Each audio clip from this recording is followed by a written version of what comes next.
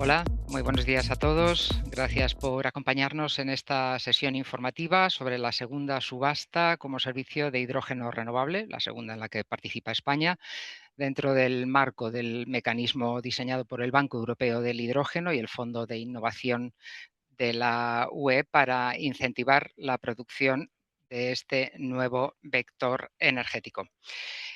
Es, como decimos, la segunda convocatoria de estas características que lanza el IDAE y que se viene a sumar al amplio catálogo de líneas de ayudas al hidrógeno renovable desplegadas por esta casa. Líneas como H2 Pioneros, Cadena de Valor, Valles, los tres IPCEI, High to Tech, High to Use y High to Move, y estas dos subastas como servicio ligadas a las subastas europeas. En total estamos hablando de una dotación de fondos Next Generation del plan de recuperación que superan holgadamente los 3.000 millones de euros para crear todo un ecosistema nacional de despliegue de hidrógeno renovable. Para explicar los pormenores de esta convocatoria, contamos hoy con Carmen López, directora de Energías Renovables y Mercado Eléctrico del IDAE, con Santiago González, jefe del Departamento de Hidrógeno Renovable, y con Estíbaliz Pascua, técnico de este mismo departamento del IDAE.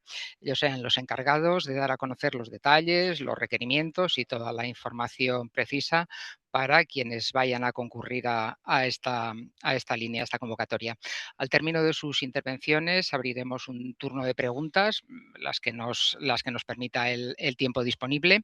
Y no obstante, como hacemos siempre, recordamos que todas las cuestiones que se formulen, tanto las que se puedan responder aquí mismo como las que no nos dé tiempo o las que lleguen a través del buzón del correo electrónico de la propia convocatoria, todas ellas se recogerán, se responderán y se volcarán en el correspondiente documento FAQ asociado a la convocatoria en nuestra web y sede electrónica.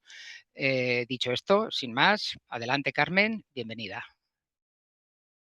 Muchas gracias, Arancha, y muy buenos días a todos. Y gracias por estar hoy con nosotros en esta jornada de difusión dedicada a la segunda convocatoria de ayudas para proyectos de producción de hidrógeno renovable en el marco del esquema de subastas como servicio del Banco Europeo del Hidrógeno. En este webinar el objetivo es presentar las principales características de esta nueva convocatoria, las novedades respecto a la anterior convocatoria y bueno, resolver las dudas que os puedan surgir, que lo dejaremos para al final, después de la intervención de Santiago y Estíbaliz. Pues empezando, para contextualizar un poco la línea de ayudas, es importante enmarcarla dentro del marco normativo y estratégico europeo y nacional en materia de energía y clima. En primer lugar, la Directiva 2018 de energías renovables establece por primera vez objetivos vinculantes muy ambiciosos para los combustibles renovables de origen no biológico, especialmente en el ámbito industrial. En concreto, fija al menos el 42% del hidrógeno utilizado en la industria deberá ser renovable en 2030, porcentaje que se eleva hasta el 60% en 2035. A nivel nacional, estos compromisos se trasladaron en el Plan Nacional Integrado de Energía y Clima 2023-2030, que identifica el hidrógeno renovable como uno de los pilares para la descarbonización de la industria y otros sectores difíciles de electrificar, estableciendo como objetivo alcanzar los 12 gigavatios de electrólisis en 2030. Ahora mismo, en febrero de 2026, diría que no es importante tanto la cifra de 12 gigavatios, que probablemente será menor. No tenemos que ver el año 2030 como un punto de llegada, es decir, debemos entenderlos como una fase de maduración tecnológica e industrial, de manera que se vayan poniendo en marcha proyectos que vayan traccionando la demanda y que todo empiece a rodar, como ha pasado un poco pues, con los inicios y el despliegue de las otras tecnologías renovables, la eólica, la solar fotovoltaica. Los aprendizajes obtenidos con esos proyectos que vayan llegando, que se vayan poniendo en marcha, nos permitirán al final acelerar el despliegue de forma más eficiente y competitiva, con un claro foco en usos industriales y en el desarrollo de una cadena de valor nacional.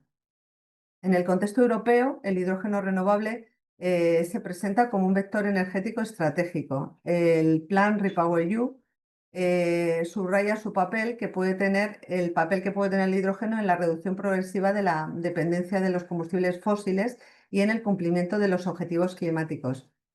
Europa se ha marcado el objetivo de alcanzar las 10 millones de toneladas de producción europea nacional y 10 millones de toneladas de importaciones anuales en 2030, lo que significa y requiere movilizar unas importantes inversiones para que eso pueda llegar a materializarse. Sin embargo, somos conscientes que el desarrollo del hidrógeno renovable en Europa sigue enfrentándose a una brecha de financiación derivada fundamentalmente pues, de los elevados costes iniciales y operacionales. Por este motivo, la Unión Europea ha puesto en marcha instrumentos específicos de apoyo, eh, como el caso que vamos a hablar hoy, que deriva de esas subastas del Fondo de Innovación y que permiten asignar ayudas de forma eficiente y basada en criterios de mercado para el apoyo a la producción de hidrógeno renovable y low carbon en el territorio de la Unión Europea y del espacio económico europeo. En este escenario, España tiene una oportunidad clara, gracias a sus recursos renovables, para posicionarse como referente en producción y aprovechamiento del hidrógeno renovable, contribuyendo pues, tanto a la descarbonización de la economía como al desarrollo industrial y tecnológico. Para apoyar este despliegue del hidrógeno renovable, pues la Comisión Europea lanzó en 2023 el Banco Europeo del Hidrógeno como un instrumento clave para apoyar proyectos viables y reducir esa brecha de financiación que comentaba. En el marco de este Banco Europeo del Hidrógeno se articula el mecanismo denominado subastas como servicio, por el cual, bueno, como ya seguramente conocéis, la Comisión ofrece a los Estados miembros adherirse a este mecanismo, dándoles la posibilidad de que puedan apoyar proyectos ubicados en su territorio, que han sido ya evaluados y clasificados favorablemente en un procedimiento competitivo europeo, pero que no han podido ser financiados en la subasta del Fondo de Innovación por falta de presupuesto. De este modo, de alguna manera, nos aprovechamos del procedimiento de concurrencia competitiva y de esa evaluación que ha realizado CINEA, que es el organismo encargado de gestionarlo, y garantizamos, se garantiza una asignación eficiente y transparente de los recursos públicos. Una vez finalizada la subasta europea, CINEA lo que hace es comunicar a los Estados miembros participantes la lista de proyectos nacionales preseleccionados que encajan dentro del presupuesto asignado por cada país y que cada país ha comunicado previamente. Corresponde entonces pues, a cada Estado miembro conceder la ayuda con cargo a sus fondos nacionales y realizar todo el seguimiento posterior de los proyectos conforme a su propia normativa, ese Real Decreto y esa convocatoria que nosotros siempre tenemos que sacar cada vez que acudimos a una de las subastas.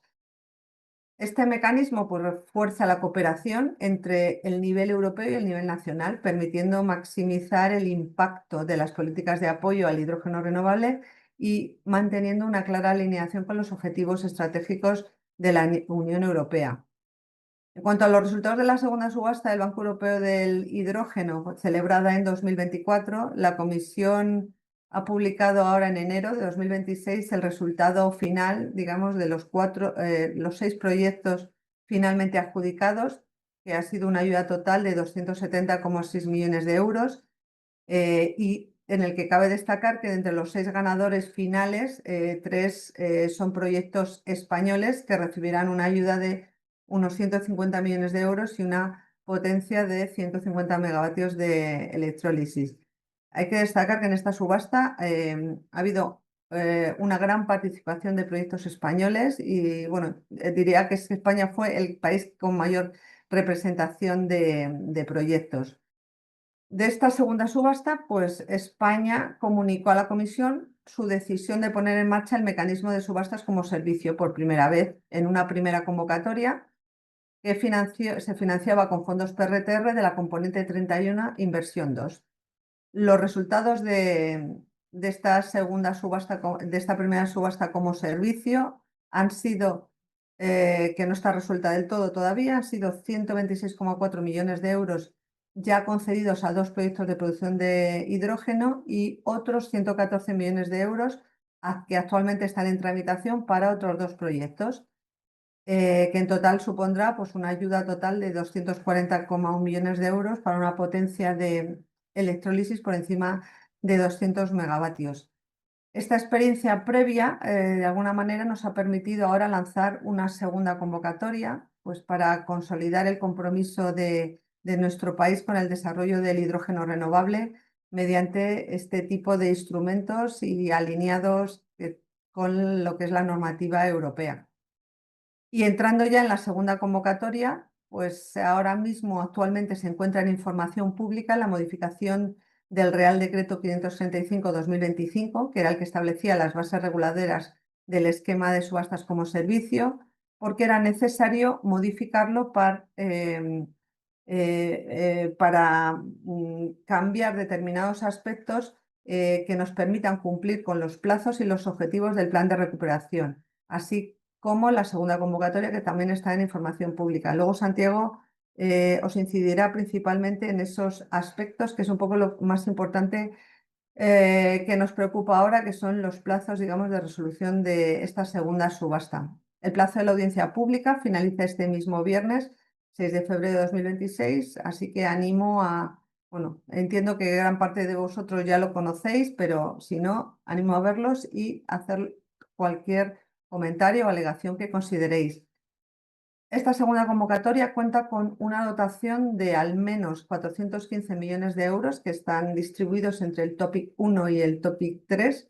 Y, y decir importante que este presupuesto recoge todos los remanentes ahora mismo del plan de recuperación para el hidrógeno, por lo que hasta su aprobación de la convocatoria, si quedara algún presupuesto disponible y estuviéramos en plazo, este importe se podrá incrementar, ¿vale? Es decir, el mensaje que quiero trasladar es que a corto plazo va a ser la última convocatoria que va a tener ayudas para hidrógeno, ¿vale? En un corto plazo, y que de alguna manera va a tener todo el presupuesto que tengamos disponible hasta que la aprobemos.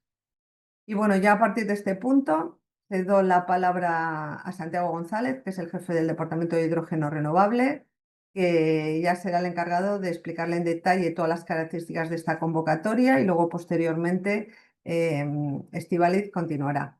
Muchas gracias por su asistencia y Santiago, cuando quieras. Muchas gracias, muy buenos días a todos. Muchísimas gracias, Carmen, por esta introducción. En esta segunda parte de la presentación vamos a participar tanto yo mismo como una compañera del equipo de hidrógeno renovable en IDAE, Estíbaliz Pascua, y trataremos de explicar pues, estos puntos que aparecen recogidos en este índice, viendo las características generales, la cuantía y el pago de la ayuda, los tipos de beneficiarios, proyectos subvencionables, los criterios de elegibilidad, compatibilidad de las ayudas, plazos y procedimientos, y luego posteriormente lo que es la fase de documentación de solicitudes y de justificación, en la que intervendrá Estíbaliz, y la fase de soporte y ayuda a los interesados, para finalizar con un turno de preguntas y respuestas. Primero de todo, me gustaría destacar que esta segunda convocatoria del mecanismo de subastas como servicio está vinculado con la tercera subasta del Banco Europeo del Hidrógeno, de acuerdo con bueno, pues los criterios de la propia convocatoria, donde aquí aparecen en esta slide, se pueden ver claramente lo que es el link a la propia convocatoria europea con fondos del Fondo de Innovación, los términos y condiciones que aplican en particular para esta subasta del Fondo de Innovación IF25, y la referencia también a las consultas, preguntas, respuestas que la propia comisión, a través de la agencia ejecutiva CINEA, ha elaborado y que sirven de interpretación, digamos, de los criterios de elegibilidad y de aplicabilidad de esta tipología de proyectos. Bien es cierto, como se puede apreciar en esta slide, que aparecen tres tópicos en los cuales solamente dos de ellos pues, participa el mecanismo de subastas como servicio, que posteriormente explicaremos más detenidamente.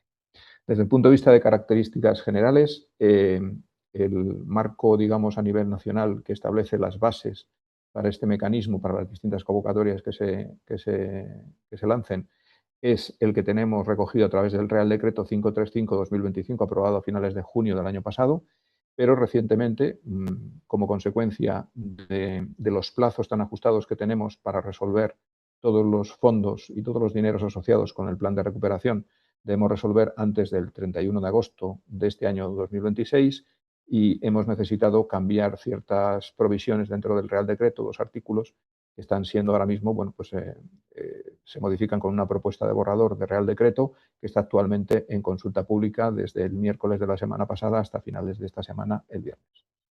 Entonces, es una gestión y tipo de ayuda centralizada.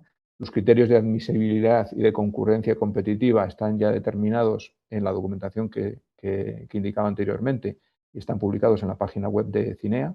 Por otro lado, IDAE lo que hace es adjudicar a aquellos proyectos la ayuda verificando el cumplimiento de la normativa española de ayudas de Estado, la Ley General de Subvenciones, y el pago se establece con una serie de pagos periódicos semestrales, pago por módulos, que se van calendarizando a lo largo de los 10 años de operación en los cuales hay apoyo público sobre la base de la producción de hidrógeno, ¿no?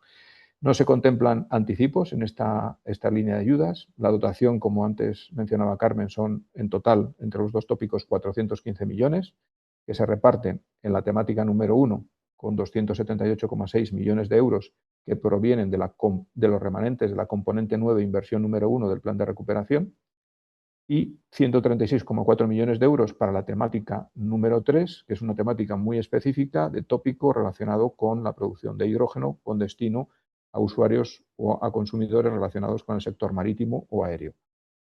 Esta componente, esta inversión de 136,4 millones de euros provendría de otra componente, que es la componente 31, inversión número 2 del plan de recuperación. Es una inversión nacida a partir de la adenda al plan de recuperación del año 23.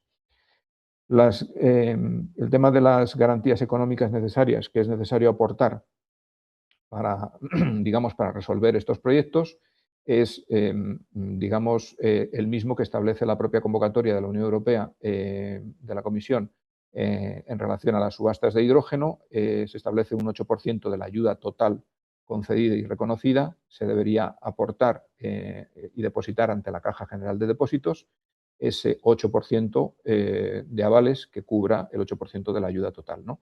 En la solicitud ante Cinea se debe presentar una carta de intención, ya sea expedida por un banco o institución financiera, como que están en disposición de presentar esa garantía en el momento en el que se les requiera, o bien sea a través de una subvención que vaya vía Fondo de Innovación, que establecerá el plazo que corresponda y que establece la propia convocatoria europea, pero si pasa al mecanismo de subasta nacional, se establecen unos plazos más cortos para esta segunda convocatoria del mecanismo de subastas como servicio.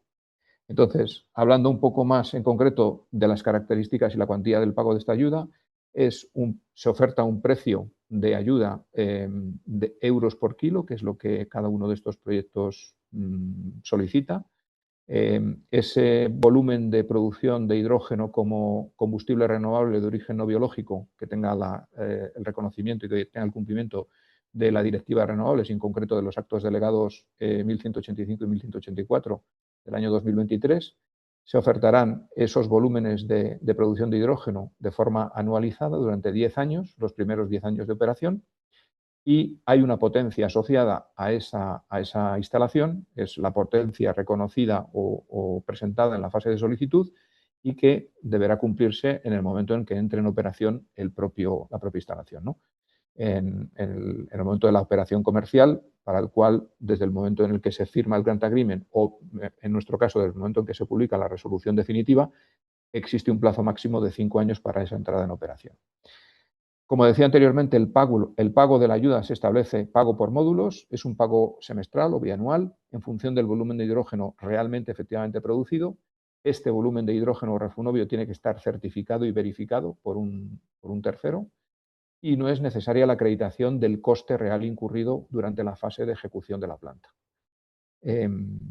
Existe un artículo dentro de las bases y dentro de las convocatorias que está asociado, digamos, a esa fase de justificación, el artículo 14, al final de la ejecución de la planta, pero no existen como tal unos costes subvencionables o unos costes incurridos frente a los cuales contra los cuales se vaya a otorgar una ayuda, se vaya a pagar una ayuda, ¿no?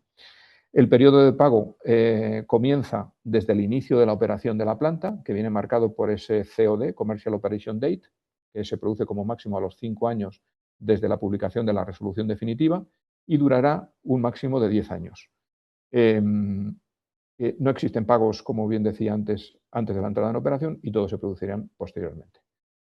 Los beneficiarios, los participantes en este esquema de subastas como servicio son aquellos proyectos españoles que la agencia CINEA, después de haber hecho su evaluación de todas las propuestas que se han presentado, no solamente de España, sino de otros países de la Unión Europea, ha establecido, digamos, un ranking, ha validado aquellos proyectos que han sido elegibles, que han superado, digamos, todos los filtros que establece la propia comisión a través de la agencia CINEA y que dentro del presupuesto disponible han querido pasar, digamos, al mecanismo de subastas como servicio. Pero, en particular, hay una serie de elementos que los proyectos en sí mismos desde el inicio tienen que cumplir, ¿no? De inicio, en la fase de solicitud, tienen que dar su consentimiento para poder participar en este mecanismo de subastas como servicio. En la solicitud ya remitida en su momento a CINEA, ahora mismo está abierto el plazo, como sabemos todos, hasta el 19 de febrero, desde el 4 de diciembre. Luego, por otro lado, si esos proyectos que nos va a pasar CINEA tienen que estar previamente, no haber sido adjudicados con el presupuesto disponible por parte de la subasta europea, es decir, se tienen que haber quedado en lista de espera de la agencia CINEA, y a esos proyectos tienen que haber sido, evidentemente, evaluados favorablemente por parte de CINEA, de acuerdo con los términos y condiciones de la subasta, y tiene que en algún momento determinado ofrecerles la agencia CINEA la posibilidad de pasar al presupuesto que haya disponible a nivel nacional en el mecanismo de subastas. Y si estos proyectos están de acuerdo en ello, pues entonces en ese momento serán formalmente pasados a la agencia nacional, en este caso nosotros, al IDAE. Por nuestra parte, una vez que esos proyectos están pasados frente a un presupuesto concreto y determinado y la agencia CINEA nos los ha pasado, nosotros lo que hacemos es internamente preparar un acuerdo del órgano instructor, firmado por nuestro director general, en el que aparecen ese listado de proyectos seleccionados y además, esa es la diferencia respecto a la convocatoria del año pasado, habrá una referencia confidencial, porque no podremos publicar los nombres de esas empresas, pero sí habrá una referencia a toda la lista de reserva de proyectos nacionales españoles que están en esa lista de reserva, frente a los cuales, digamos, obligaremos a presentar una serie de documentación en el mismo plazo que para los proyectos seleccionados por la comisión y pasados al mecanismo de subastas. Los proyectos subvencionables se pueden presentar en la convocatoria europea a 3 temáticas. La primera, que es la de producción de hidrógeno refunovio, son 600 millones de euros los que pone la Unión Europea a través del Fondo de Innovación, y España, como decía anteriormente, ha puesto como mecanismo de subastas como servicio una disponibilidad de fondos de 278,6 millones de euros. Hay una segunda temática 2, frente a la cual el mecanismo de subastas nacional no participa con presupuesto, no me detendré mucho en ella, y una temática número 3 que está relacionada con la producción o bien de hidrógeno RFNBO o low carbon, en el que España sí participa, o sea, la Unión Europea pone 300 millones y España ha decidido poner 136,4 millones, pero establece una condición o una restricción adicional, que es el hecho de que cualquier proyecto de estos que se vaya a financiar con este dinero, con estos 136,4 millones de euros que provienen de la componente 31, inversión número 2, tendrán que comprometerse a producir solo hidrógeno RFNBO. No valdrá que sea hidrógeno low carbon. Las condiciones de elegibilidad para los proyectos subvencionables, pues son las que ya aplicaban en la anterior convocatoria, proyectos localizados en España, por encima de 5 megavatios, siempre que sea nueva potencia, en una sola ubicación. Restricciones para los consumidores en cuanto al tópico o temática número 3, como decía anteriormente, tendrían que ser destinados al sector marítimo o al sector aéreo. El precio máximo a ofertar en esta subasta, que decían cada uno de los participantes, no podrá superar los 4 euros por kilo de refunovio producido, y los techos de ayuda máxima por proyecto serán los que aplican en este caso, que es el volumen, digamos, de la bolsa disponible que hay para cada una de esas temáticas, ¿no? No hay más restricción que esa por nuestra parte. Por otro lado, los requisitos en cuanto a las condiciones clave para la ejecución de los proyectos y, digamos, hasta llegar al momento de entrada en operación de los mismos, son también los mismos que ya existían en la subasta como servicio en la anterior convocatoria. A los 2 años y medio se tiene que presentar o bien el cierre financiero o la decisión final de inversión por parte del promotor del proyecto, por parte del beneficiario, y la entrada en operación tiene que producirse en un periodo inferior a los 5 años, desde la fecha de publicación de la resolución definitiva. La comisión trabaja, bueno, pues con la firma de un contrato, un grant agreement. Nosotros, a nivel nacional, pues digamos, la dinámica de relación con el beneficiario es distinta y se establece a través de la formalización de las resoluciones definitivas. Esa producción de hidrógeno, las mismas condiciones que ya había el año pasado seguirán aplicando. La producción semianual se podrá incrementar hasta un 140% de lo planeado en ese periodo.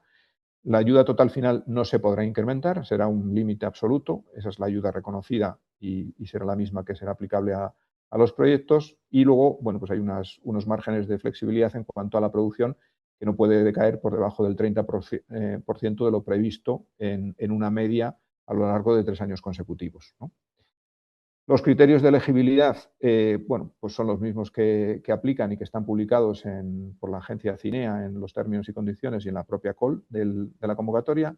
Hay que presentar una documentación asociada a la estrategia de abastecimiento de electricidad, con un plan de abastecimiento eléctrico y precontratos. Siempre estaremos hablando de documentación precontractual para todos los requisitos documentales que apliquen, ¿no? En este caso particular, pues precontratos de suministro de electricidad renovable para al menos el 60% del hidrógeno producido. De igual manera, en cuanto a tarta de off-takers o consumidores de hidrógeno, precontratos de consumidores que al menos cubran ese 60%. La infraestructura que sea necesaria para esos proyectos, si la entrega a consumidores requiere de esa infraestructura tuberías, se debe describir y se debe caracterizar y aportar un cronograma que demuestre fehacientemente que estará disponible en el momento y a tiempo suficiente para la entrada en operación en el plazo máximo otorgado a los proyectos. Por otro lado, en cuanto a las condiciones de adquisición de los electrolizadores, pues igualmente documentación precontractual tipo memorándums de entendimiento, cartas de intenciones, firmados con el fabricante del electrolizador, que cubra toda la potencia necesaria en la oferta, ¿no? Luego hablaremos un poquito más en detalle respecto a los requisitos que aplicarían para el origen de estos fabricantes, ¿no? Por otro lado, en cuanto a permisos medioambientales y el permiso de acceso y conexión, pues ya en la propia documentación el año pasado y este año de la misma manera, hay que establecer una prueba de presentación de la solicitud ya formalizada y caracterizar que habrá una obtención antes del cierre financiero o de la decisión final de inversión del propio proyecto. Eso lo tiene que acreditar de alguna manera en la documentación de solicitud el propio solicitante. Y por otro lado, pues tienen que presentar, como mencionaba al principio de mi intervención, la carta de interés de una entidad financiera respecto a la, digamos, disponibilidad para poder presentar una garantía de ejecución en el momento en el que se le vaya a exigir. Tanto si va por financiación europea del Fondo de Innovación, como en nuestro caso particular, desde la publicación del acuerdo del OI en el plazo que hemos determinado en esta segunda convocatoria, que son 3 semanas.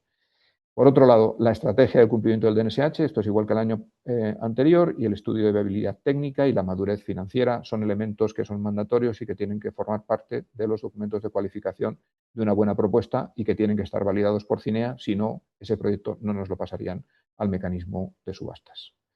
Por otro lado, en cuanto al criterio de resiliencia, en lo que comentaba anteriormente, es un aspecto que ya el año pasado cogió mucha relevancia a nivel europeo. Está alineado con los requisitos objetivos de la ENCIA, de la Ley de la Industria de Net Zero, para que la capacidad de fabricación dentro de la propia Unión Europea de las tecnologías que son relevantes de cara a Net Zero, digamos que por lo menos en el año 2030 satisfaga al menos el 40% de las necesidades anuales en el despliegue de esas tecnologías dentro del territorio de la Unión Europea, ¿no? Entonces, en particular, para el caso concreto nuestro, que estamos hablando de los fabricantes de los electrolizadores, el requisito que ha cambiado respecto a la anterior convocatoria, primera convocatoria del mecanismo como subasta, es lo que aparece en este punto. Al menos el 75% de los electrolizadores incluidos en el proyecto deben proceder de un país distinto de China. Para este 75% de electrolizadores, los stacks, lógicamente, deben ser originarios de un país distinto de China. Y, por otro lado, se establece que en línea con lo que aparece aquí en la nota de la lista de componentes específicos, no más de 2 componentes específicos pueden ser originarios de China. Esos 2 componentes, obviamente, no pueden ser los stacks. Estos quedan completamente por fuera y, evidentemente, en ese 75% deberían de provenir de otra región mundial, digamos, ¿no? Con respecto a la subasta anterior, al IF24, se ha simplificado el requisito de la resiliencia relativo a la acreditación del cumplimiento del estándar. Anteriormente se pedía una declaración responsable o una certificación por terceros del cumplimiento del estándar 22734 de generadores de hidrógeno que utilizan electrólisis, y ahora en esta segunda convocatoria, bueno, tercera convocatoria europea, segunda por subasta como servicio, ya no aplicaría y no sería necesario.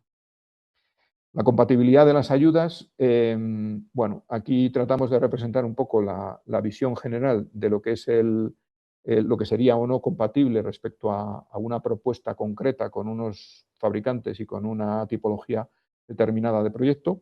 Es necesario mencionar que, en principio, aquí no estamos más que, digamos, dando altavoz a las condiciones que ya aparecen como términos generales de la subasta y que probablemente todo el mundo conozca. El fabricante de electrolizador, ayudas para la fabricación, en principio son compatibles, está permitido. Respecto a la electricidad renovable que tiene que suministrarse al electrolizador, pues lo que hemos dicho anteriormente, aplicarían, dado que el objetivo es solamente subvencionar la producción certificada y verificada de hidrógeno como refunovio, es el cumplimiento de los actos delegados de la Directiva de Renovables, de la del 2018, esos actos delegados del 2023, en cuanto a adicionalidad, en cuanto a metodología, serán los que aplicarán, ¿no? En principio, en general, ayudas al CAPEX para la parte del electrolizador no son compatibles. Eso se ha mantenido de la misma manera que ya estaba anteriormente. Y respecto a la compatibilidad de las ayudas al CAPEX del lado del consumidores directos de la producción de los proyectos de la subasta, pueden recibir financiación de la Unión Europea para los costes operativos de su consumo de hidrógeno, siempre que se respeten las normas respectivas que prohíben la doble financiación de los mismos costes. Es decir, esto sí ha sido un cambio respecto a la convocatoria del año pasado. El año pasado eran compatibles las ayudas al CAPEX para los equipos de consumo y las ayudas a la infraestructura de los consumidores, en tanto en cuanto no fuesen infraestructuras vinculadas con un consumidor. Si fuesen ayudas a infraestructuras abiertas al público, pues no había ningún problema. Pero en particular me gustaría expandir un poco respecto a los comentarios de las ayudas que ahora sí se permiten para el OPEX. En principio, la compra del hidrógeno de los proyectos de subasta del Fondo de Innovación por parte del consumidor directo no deben dar lugar a un incumplimiento de las condiciones de la ayuda estatal que han recibido. No obstante, estos consumidores son responsables de garantizar que no incumplen las condiciones de su financiación mediante ayudas estatales. Los consumidores directos que reciban las ayudas estatales para los costes operativos de su consumo de hidrógeno deberán informar a esas autoridades nacionales competentes de que están comprando hidrógeno a los proyectos de la subasta del Fondo de Innovación y excluir el riesgo de la sobrecompensación o de incumplimiento de las normas de acumulación de cualquier medida de ayuda estatal de la que sean beneficiarios. O sea, se ha abierto un poco la posibilidad de recibir esta ayuda por parte de los consumidores en cuanto a ayudas al OPEX, pero con estas salvedades, que no exista doble financiación y que se cumplan las reglas de ayudas de Estado.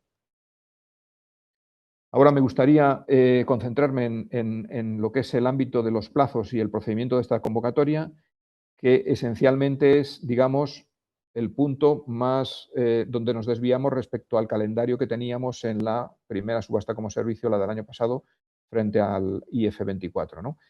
En este caso, lo que tenemos ahora mismo es un plazo hasta el 19 de febrero, donde se van a recibir las solicitudes que se presentan a CINEA, la evaluación que realiza CINEA durante marzo hasta mediados de mayo aproximadamente, y esperamos que en torno a mediados de mayo, tercera semana de mayo, podamos disponer de esos proyectos que nos presenta seleccionados por parte de CINEA, proyectos nacionales, proyectos españoles, que están dentro del presupuesto disponible que tiene España, tanto para un tópico 1, como para el tópico 3. Entonces, nuestro objetivo, si todo va bien y este calendario se va cumpliendo, sería que en torno a la tercera semana de mayo aproximadamente pudiéramos publicar en la sede electrónica de IDAE el acuerdo del OI firmado por nuestro director general, en el cual aparecen esos proyectos seleccionados que nos ha pasado la agencia CINEA, más una referencia digamos, indirecta hacia los proyectos que aparecen en la lista de reserva, que son españoles, que podrían ser llamados en posterior, en segunda llamada, digamos, pero que en este momento no hay presupuesto para ellos. Es decir, si hubiera dado el caso que alguno de estos proyectos seleccionados no presentase la documentación, entonces podríamos comunicárselo a Cinea y Cinea nos propondría el primero de los proyectos que aparecen en esa lista de reserva. Entonces, tenemos ese acuerdo del OI que apela a las empresas que nos ha pasado Cinea y que están dentro del presupuesto y a esas otras empresas de la lista de reserva. Desde la publicación del acuerdo del OI habrá 3 semanas para aportar toda la documentación, incluida documentación administrativa, ojo. Es la documentación administrativa que viene recogida dentro del artículo 4 de las bases. Esa documentación incluye la garantía y la aportación de la misma en el plazo de las 3 semanas dado. Entonces, cuando se produzca ese plazo, nosotros analizaremos la documentación. Si hay alguna deficiencia en esa documentación aportada por parte de las empresas seleccionadas o por las empresas que están en la lista de reserva en sus proyectos en reserva, lanzaremos unos requerimientos de subsanación con un periodo de 5 días hábiles, un periodo bastante corto, en el que nos deberán aportar la documentación o solucionar las deficiencias detectadas. Si faltase, por ejemplo, la garantía, pues aportarla. Entonces, esos 5 días hábiles, al final de los mismos, de esos requerimientos, nosotros prepararemos la propuesta de resolución definitiva y esa propuesta de resolución definitiva la lanzaríamos a aquellos proyectos que tuvieran, bueno, pues que hubieran presentado toda la documentación y tendrían 5 días hábiles para aceptar esa ayuda. Esto es si todo va bien. Si ocurre que alguno de los proyectos que han sido seleccionados no nos ha aportado la documentación que es mandatoria y el requerimiento de esta convocatoria, tendríamos que comunicárselo a Cinea, habiendo un presupuesto disponible, y Cinea tendría que ponerse en comunicación con el primer proyecto de la lista de reserva y plantearle si quiere pasar al mecanismo de subasta como servicio nacional. Si accede al mismo y nosotros vemos que ese proyecto en lista de reserva ya anteriormente nos ha aportado toda la documentación administrativa más la garantía, no habría ningún problema, sacaríamos la propuesta de resolución definitiva también para ese proyecto en lista de reserva. Es el primer proyecto que ya formalmente Cinea nos lo habría pasado, ¿no? Entonces, digamos, se abren varios escenarios. Uno es que todos los proyectos seleccionados presenten todo y no haya ningún problema. Otro, que haya un escenario alternativo en el cual algún proyecto plantee un problema y haya que volver a iterar, digamos, con la comisión y que nos vuelvan a autorizar a tener un proyecto, el primero, teóricamente, de la lista de reserva. Entonces, con ese calendario es con el que trabajamos, iríamos a una propuesta de resolución definitiva, 5 días hábiles para la aceptación de la ayuda y nosotros preparar la resolución definitiva para, bueno, pues tramitarla internamente y publicarla lo antes posible. ¿Por qué este calendario? Bueno, pues viene condicionado por el calendario a su vez tan restrictivo que tenemos del plan de recuperación y que a nivel de comisión pues nos han obligado, digamos, a tener todo resuelto antes del 31 de agosto del año 26. Eso significa que nosotros tenemos que comprimir el calendario de la primera subasta como servicio en esta segunda en unos plazos que como ven, pues son bastante exigentes y bastante exhaustivos, ¿no? Y ahora me gustaría ya pasar la palabra a mi compañera Estíbaliz Pascua para que continúe con el resto de la presentación. Muchas gracias. Gracias, Santi. Por mi parte, voy a pasar a hablar en detalle de la documentación requerida, tanto en fase de solicitud, tras, como indicaba Santi, la fase de evaluación y admisión por parte de Cinea, como luego durante el seguimiento de los proyectos hasta el inicio de la producción de hidrógeno RFNBO, y por último, durante la fase de justificación. En lo que respecta a la fase de solicitud, como indicaba Santi, la documentación a aportar está recogida en el artículo 4 de las bases reguladoras y este es uno de los artículos que se encuentra recogido sujeto a modificación en el proyecto de Real Decreto que mencionaba antes, se encuentra actualmente en audiencia pública.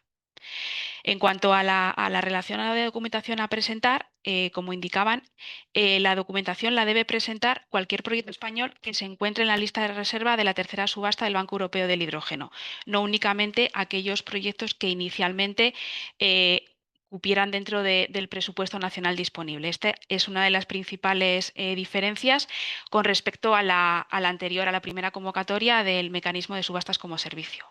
También una diferencia algo menor es que, si bien en la primera convocatoria pedíamos a los proyectos que nos aportaran la relación de documentación presentada a Cinea y su traducción al castellano en esta segunda convocatoria. Eso no será necesario, ya que nos sería a nosotros remitida por parte de Cinea. Entrando ya en el detalle de la documentación a aportar, se trata principalmente, como adelantaba Santiago, de documentación administrativa para poder comprobar, ¿no?, el cumplimiento de los requisitos de la Ley General de Subvenciones a nivel nacional. Por tanto, la documentación a presentar sería, en primer lugar, una ficha resumen de proyecto que quedaría registrado una vez que el solicitante cumplimente el formulario de solicitud en el aplicativo. Tendríamos, en segundo lugar, una relación de documentación relativa a información sobre la entidad solicitante y su representante, ¿no? Se deberá aportar pues una tarjeta de identificación fiscal, una copia de DNI del representante de dicha entidad, o en caso de que nos autorice a su consulta, no sería necesario el aporte de esta copia del DNI. Documentación acreditativa de las facultades de representación de la persona que formule la solicitud de la ayuda como representante de la entidad solicitante, última escritura pública inscrita en el registro mercantil o documentación equivalente, acreditación de que se encuentra de alta en el censo de empresarios, profesionales y retenedores de la Agencia Estatal de la Administración Tributaria, documentación equivalente, acreditación del cumplimiento del artículo 13.3 bis de la Ley General de Subvenciones. En este caso, recordar que en función de si la entidad puede presentar o no cuenta de pérdidas y ganancias abreviadas, se deberá presentar, sería suficiente con la presentación de una declaración responsable. En caso contrario, se deberá aportar o bien un certificado emitido por un auditor inscrito en el ROAC, o bien un informe de procedimientos acordados, en función de, como decíamos, si pueden o no presentar cuenta de pérdidas y ganancias abreviadas. Se deberá también acreditar encontrarse al corriente de las obligaciones tributarias y la de la Seguridad Social, o bien autorizarnos al IDAE como el órgano instructor a su consulta. Pero en caso de que no se nos autorice, se debe aportar las acreditaciones correspondientes.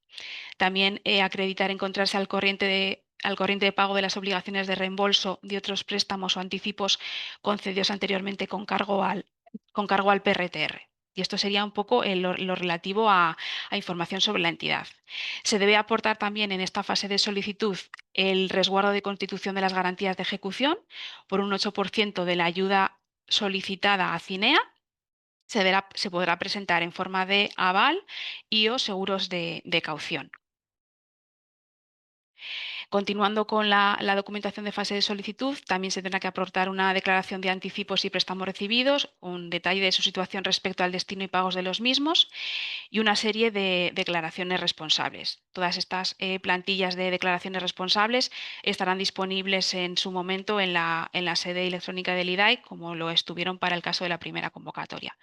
En lo que respecta a las declaraciones responsables, sin entrar en detalle de todas y cada una, bueno, pues tendríamos aceptación de la cesión y tratamiento de datos entre las administraciones públicas implicadas en la ejecución del PRTR, detalle de otras ayudas recibidas y solicitadas, aceptación expresa de las condiciones de la subvención, declaración de ausencia de conflicto de intereses. En lo que respecta al cumplimiento del principio de DNSH, de no causar un perjuicio significativo al medio ambiente, se deberá aportar un cuestionario de autoevaluación y una declaración responsable, que también estarán disponibles las plantillas correspondientes en sede electrónica.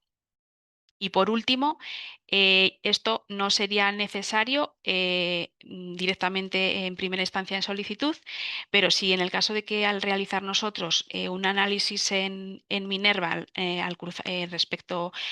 nos saliera una bandera negra, es decir, no nos surgiera información sobre la titularidad real de la entidad, pues sería algo que requeriríamos a posteriori, pues, junto con otras subsanaciones que pudieran surgir durante la fase de evaluación de la documentación inicial. Una vez resueltos los proyectos y concedidas las ayudas, los proyectos beneficiarios tendrán la obligación de anualmente, hasta el inicio de la operación de los mismos, presentarnos anualmente antes del 31 de mayo una memoria técnica de actuación que equivaldría al informe de seguimiento que establece CINEA en sus convocatorias, en la que bueno, pues dar detalle del avance de los proyectos y todas las actualizaciones que correspondan de los mismos. Pasando ya a la fase de justificación de los proyectos, una vez haya vencido el plazo máximo de 5 años concedido en la resolución de concesión para el inicio de operación de los mismos, tendríamos, digamos, dos justificaciones. Una primera justificación recogida en el artículo 14 de las bases reguladoras, en el que justificar el detalle de la actuación llevada a cabo del proyecto, ¿no? Sujeto a ayuda y que sea ejecutado. Esta primera justificación se debe hacer en un plazo máximo de 3 meses desde este plazo límite de 5 años. Y dentro de la documentación a aportar tendríamos en primer lugar una memoria técnica de actuación justificativa. El detalle se encuentra recogido en el artículo 14.2 y dentro de esta memoria se debe presentar toda la relación de documentación que se establece en la convocatoria, en el anexo 2, para justificar el inicio de operación del proyecto, el inicio de producción de hidrógeno renovable. También se deberá presentar documentación justificativa que acredite el cumplimiento de las obligaciones de publicidad e información, así como una declaración responsable de las entidades beneficiarias previamente a la justificación de las operaciones. Una vez se inicie la producción de hidrógeno, para el cobro de la ayuda por kilogramo de hidrógeno RCNBO producido, tendríamos lo que llamamos sería una justificación por módulos por el pago periódico de la ayuda. Todo el detalle de documentación a aportar semestralmente está recogido en el artículo 15. Vamos a, bueno, por resumir brevemente la documentación a aportar, tendríamos en primer lugar una memoria de actuación justificativa donde se certifique los kilos de hidrógeno renovable producido y se detalle la cuantía de la subvención solicitada en base a la producción de hidrógeno y el ratio de euros kilo de ayuda concedida reconocido en la resolución de concesión, así como bueno, pues detalle de otros ingresos o subvenciones que haya recibido la actividad subvencionada. Se deberá aportar también un certificado que permita acreditar que el hidrógeno producido cumple con los requisitos para ser considerado RCNBO, de acuerdo con la Directiva de Energías Renovables y sus actos delegados. Prueba o certificación de haber solicitado una expedición de garantías de origen para el hidrógeno producido objeto de ayuda, así como información actualizada sobre off-takers y cualquier cambio con respecto a lo previsto en la fase de solicitud. Vale. Y por último, ya en lo que respecta a la presentación, hemos añadido aquí, por un lado, unas direcciones de correo electrónico como soporte para posibles dudas que pudiera haber respecto a las bases, la convocatoria, todo el proceso de solicitud, tramitación, que sería la primera dirección de correo, solicitudes.aash2@idae.es, que es el buzón que gestionamos desde el departamento de hidrógeno, y una segunda dirección de correo ya más específica para en el momento de la solicitud o en días previos o durante el periodo de 3 semanas en el que estará el aplicativo abierto para el aporte de la distinta documentación, pues cualquier incidencia informática que pudieran tener los solicitantes. Por último, teníamos aquí el enlace a la primera convocatoria de... A ver, no me está dejando.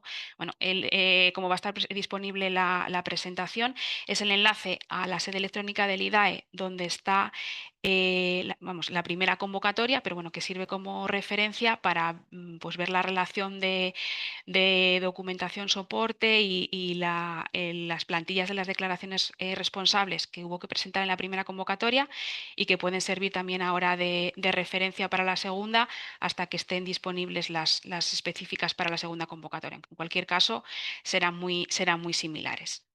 Y por mi parte, esto sería todo. Arantxa, te doy paso.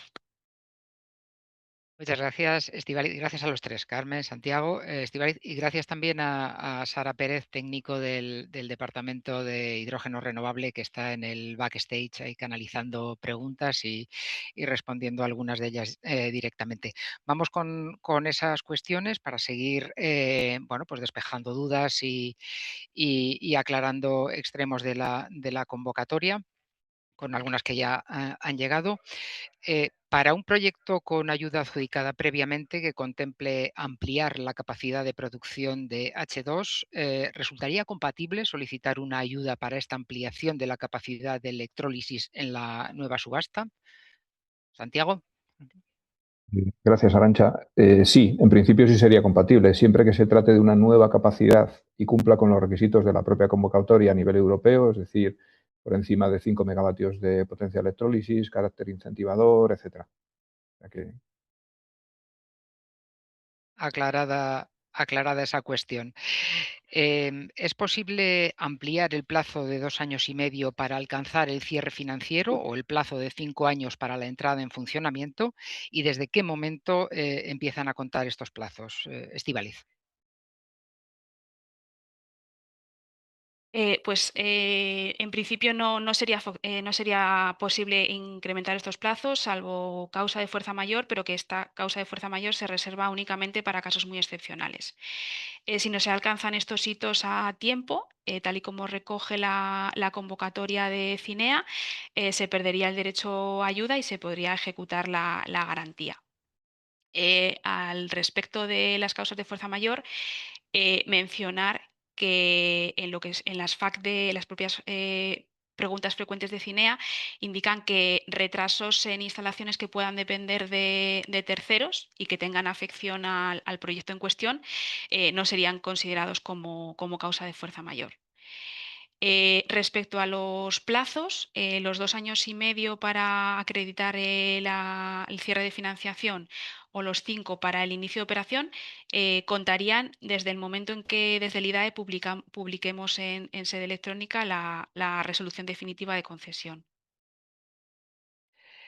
Muy bien, otra pregunta. ¿Los proyectos que se encuentren en la lista de reserva pueden esperar al momento en que estos sean trasladados oficialmente desde Cinea al mecanismo de subasta como servicio para depositar el aval en la Caja General de Depósitos?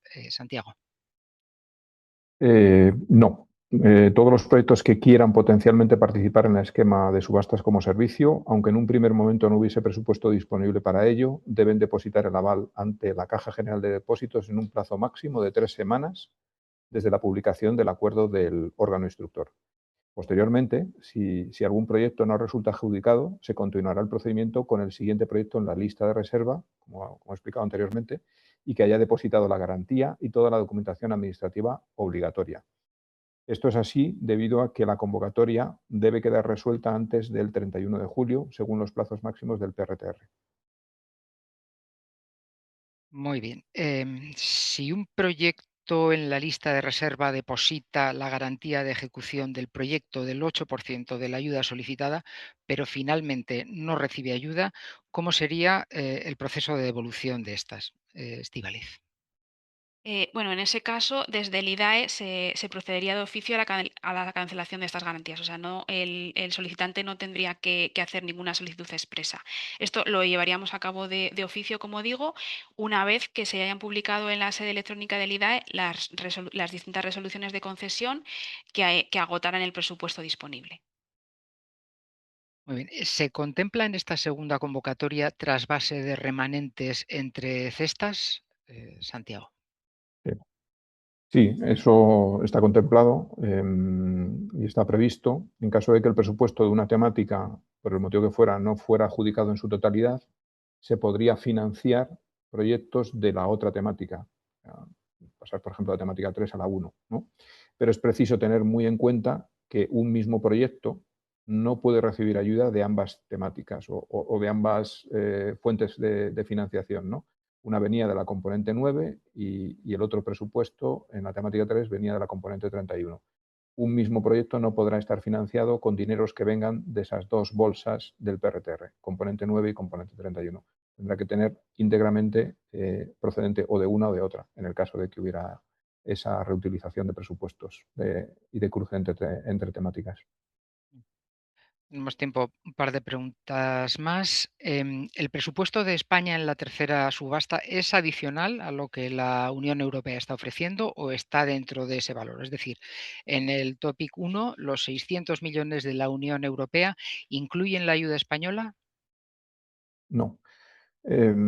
Los 600 millones de la Unión Europea, que son dineros del Fondo de Innovación, procedentes del ETS, de los ingresos de ETS, esos están por fuera, digamos, son distintos del dinero que pone España. El dinero que pone España es cuando los proyectos gestionados por la agencia CINEA se han agotado esos 600 millones de euros, ahí entrarían en funcionamiento los dineros adicionales que tendría España, pero solamente para los proyectos que estuvieran localizados y estuvieran en esa lista de espera, proyectos localizados en territorio nacional. Ujú. Y yo creo que la última pregunta que tenemos de procedimiento. De acuerdo al calendario, ¿hay que volver a presentar documentos de la solicitud enviada el 19 del 2 o será documentación distinta? No, no es necesario volver a enviar esa documentación que ya previamente se ha entregado a CINEA. A nosotros, bueno, esto es una cuestión digamos, de organización interna. En el momento en el que CINEA nos comunica que hay un número determinado de proyectos seleccionados y que entran dentro del presupuesto disponible en el mecanismo de subastas como servicio de España, automáticamente nos pasará esa misma documentación ya entregada a la agencia CINEA en la ventanilla abierta que hubo desde diciembre hasta el 19 de febrero, con lo cual no es necesario que esa documentación ni la requerimos, ni aparece como requisito ni en las bases ni en la convocatoria. Muy bien, pues no han llegado más preguntas, pero en todo caso seguimos con las terminales abiertas, el buzón de la convocatoria, el equipo de hidrógeno renovable está dispuesto a las contestará todas, se irán contestando, y tanto las recibidas aquí como las que reciban por cualquier otro canal se recogen en ese documento FAQ asociado a la convocatoria. Y además, como recordamos siempre, tanto este webinar se subirá a nuestras redes sociales, al canal de YouTube, y las presentaciones también estarán a disposición en la web del IDAE. Esperamos que esta sesión informativa haya sido de utilidad. Muchas gracias, Carmen, Santiago, Estíbaliz, Sara, y nos vemos en el próximo. Muchas gracias. Un saludo. Gracias.